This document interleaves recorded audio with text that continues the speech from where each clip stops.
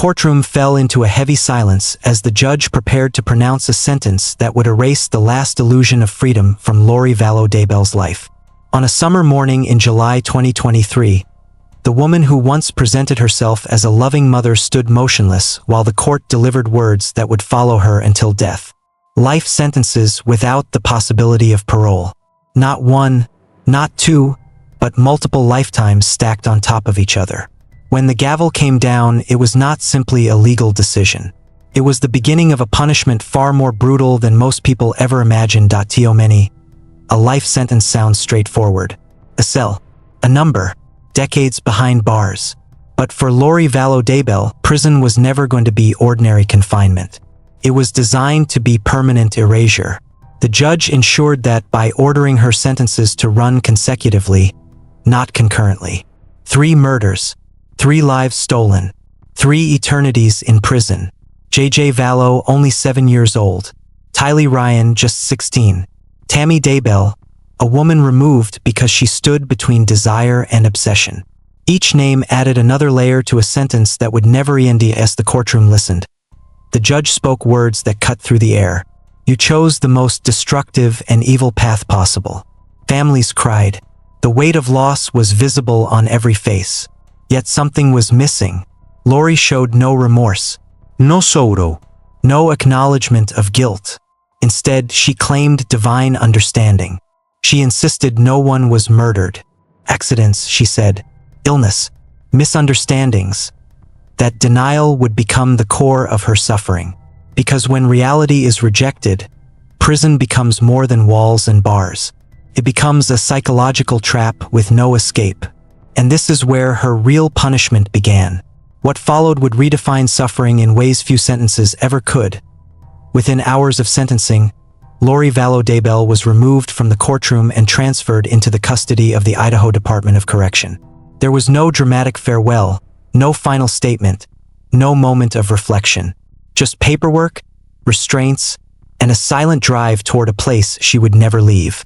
On the morning of August 1st, 2023, she arrived at the Pocatello Women's Correctional Center. The time was precise, 9:24 a.m., a detail that would later feel ironic, because time itself would lose all meaning for her from that moment forward.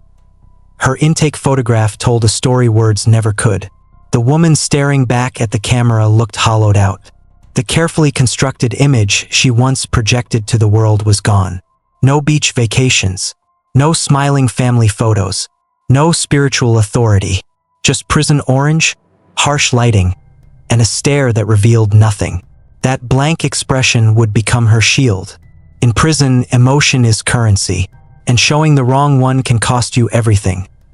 Life without parole carries a weight most people never fully understand. It is not just the loss of freedom. It is the certainty that nothing will ever change. Every door that closes will close forever. For Lori, that reality arrived immediately. Pocatello became her entire world. The walls, the fences, the routines. There was no future beyond them. No release date. No countdown. Just permanence. Unlike inmates on death row who are often housed separately, Lori was initially placed in general population. That decision exposed her to the unspoken hierarchy that governs prison life. Every facility has one, and at the bottom sit those convicted of harming children. Mothers who kill their own children occupy the lowest rung imaginable. The other inmates knew exactly who she was. They knew the names of the children. They knew the details. Many of them were mothers themselves. Some had lost children. Others had been separated from theirs by the system. That shared pain turned into something darker when directed at her. Prison violence does not always come in obvious forms. Sometimes it is a look held too long, a whisper behind your back, a tray slammed down harder than necessary.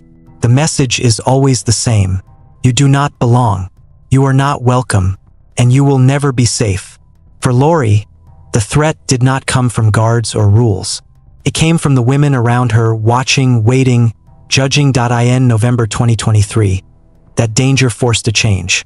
Lori was extradited to Arizona to face additional charges.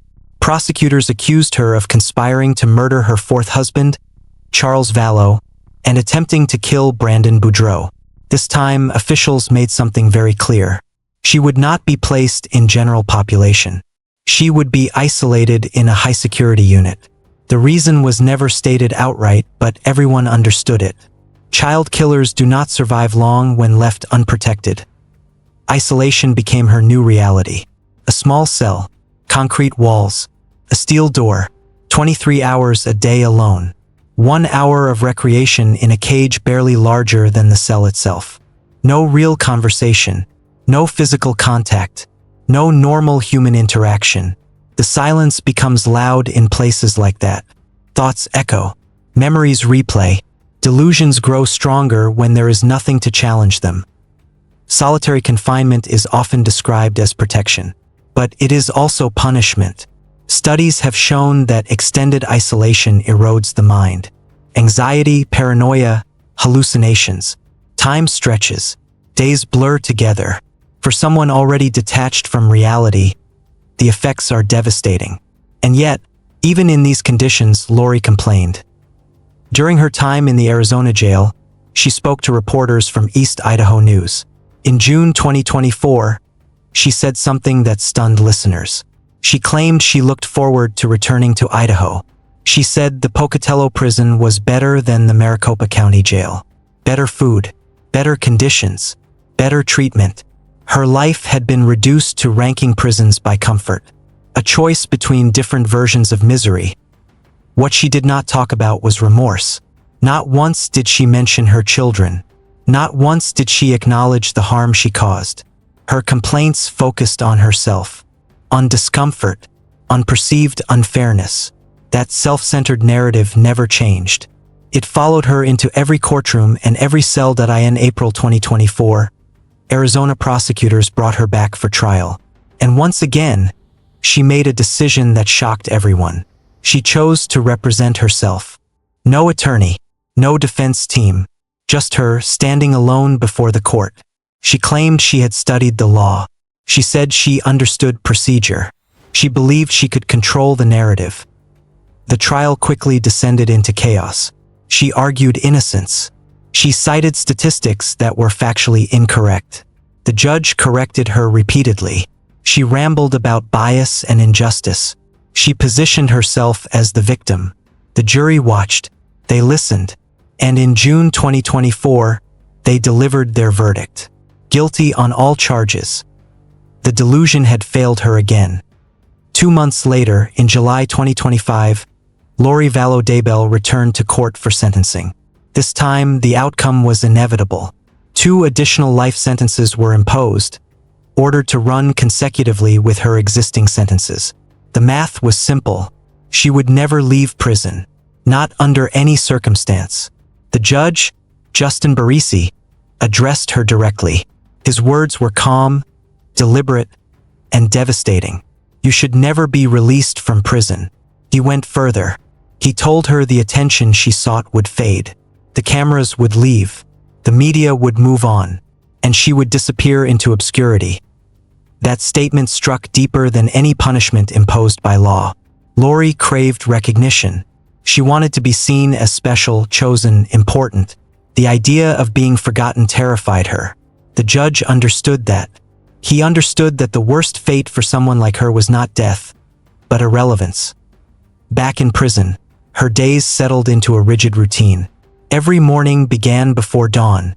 A buzzer, lights flickering on, count time, breakfast trays slid through slots.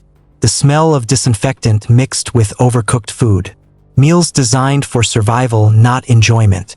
Mystery meat, boiled vegetables, stale bread.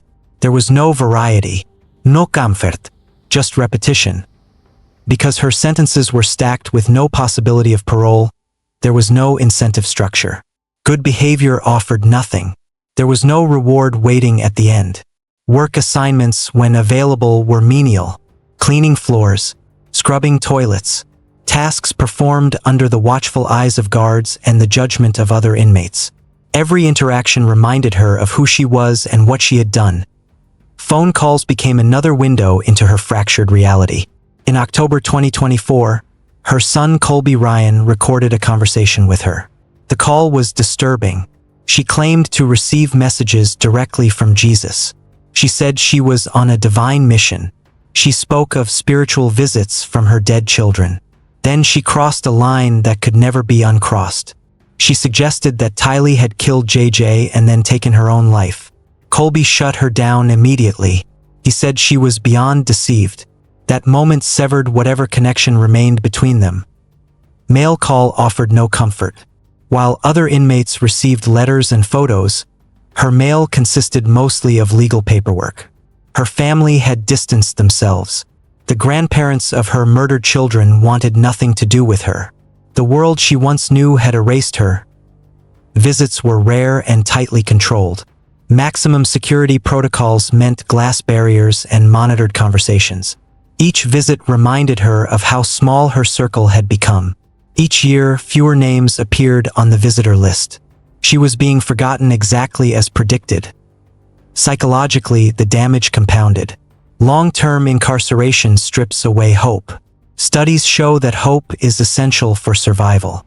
Hope for release. Hope for forgiveness. Hope for change. Lori had none. She would never be released.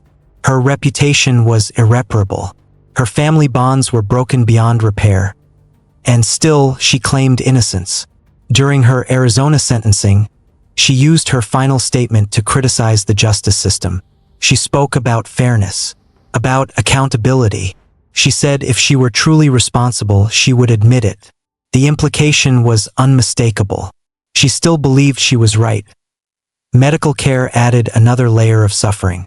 Women's prisons are notoriously underfunded. Appointments delayed.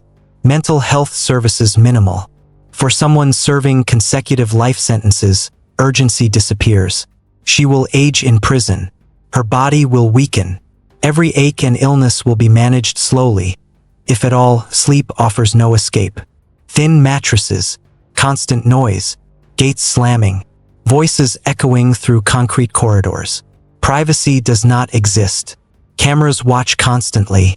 Even alone, she is never truly alone. Holidays pass without ceremony. No celebration. No worms. Just another day marked by loss. She should have been celebrating with her children. Instead, she sits in a cell knowing she is the reason they are gone. She knows Chad Daybell received the death penalty. He will face an end. She will not. Her punishment has no conclusion. No finality. Just decades of existence inside a system that will never forget what she did, even as the world outside does. And so she remains, aging, isolated, delusional, forgotten, not executed, not redeemed, just alive, day after day, year after year. This is what worse than death looks like. This is the limbo she built for herself. A slow, unending punishment with no exit and no forgiveness waiting at the end. There is no redemption arc here. No moment of realization that fixes what was broken. No final chapter that brings closure. Tonight she sits in a concrete cell, and tomorrow night she will sit there again, and the night after that, and thousands of nights beyond.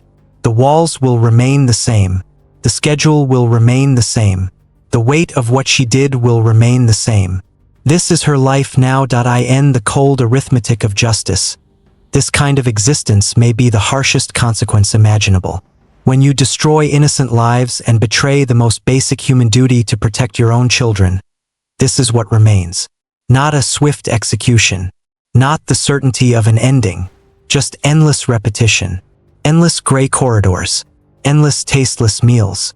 Endless mornings waking up to the same truth. So Lori Vallow Daybell remains. Not as a mystery. Not as a misunderstood figure. But as a warning. A symbol of how delusion and obsession can hollow out a human being completely. She had a family. She had freedom. She had a future. And she chose to erase all of it. What surrounds her now is not mercy. It is consequence. Her prison life is not simply punishment for her crimes. It is a mirror of who she became. Isolated. Self-absorbed. Detached from reality. Forgotten. Worse than death because death offers an ending. This offers only continuation. Day after identical day. Stretching forward into years that hold decay and silence.